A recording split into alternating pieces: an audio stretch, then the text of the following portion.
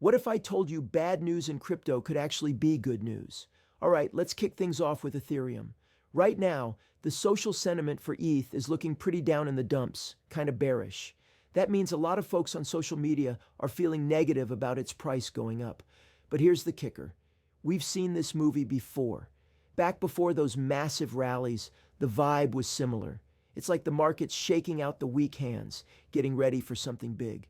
With the Dencun upgrade already done and those Ethereum ETF decisions coming up, some smart money sees this dip in sentiment as a potential opportunity. This is not financial advice. Always do your own homework. Next up, the man himself, Vitalik Buterin, dropping some truth bombs.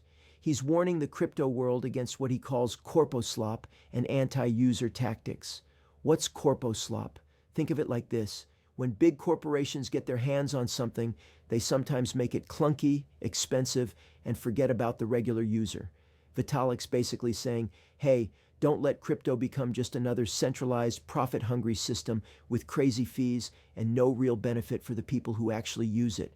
He wants us to remember the core idea: open, decentralized, and built for everyone, not just the big shots. It's a call to keep crypto true to its roots. And finally, let's talk about Pump.fun.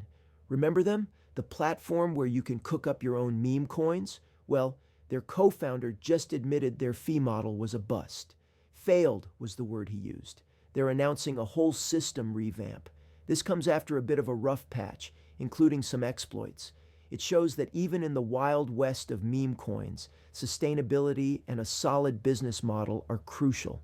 They're trying to fix things, probably to make it more stable and user-friendly, and maybe avoid another mess. It's a reminder that even the most innovative platforms gotta adapt or they're out. Drop your thoughts in the comments, and if you enjoyed the video, give it a thumbs up. Don't forget to subscribe and hit the bell icon. Thanks for watching. See you next time.